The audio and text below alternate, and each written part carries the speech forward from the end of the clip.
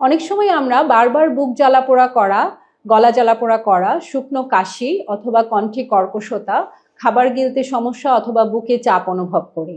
এই সব কিছুর সঠিক কারণ নির্ধারণ না করেই আমরা চিকিৎসা চালিয়ে যাই, কিন্তু এই সব কিছুকে আমরা গ্যাসের সমস্যা বলে মনে করি, যা সবসময় গ্যাসের কারণেই হয় তা জরুরি নয়।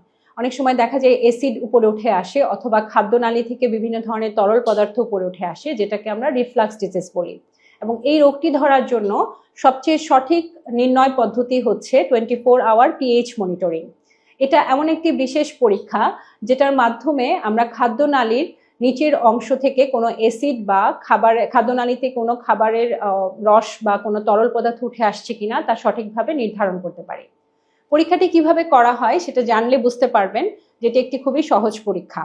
এটা খাদ্যনালীতে একটি সূক্ষ্ম টিউব ঢোকানো হয়, যেটা খাদ্যনালীর নিচের অংশ থেকে 5 সেন্টিমিটার উপরে স্থাপন করা হয়, অথবা অনেক সময় দেখা যায় একটি পিএইচ ক্যাপসুল ওখানে স্থাপন করে দিয়ে আসা হয়।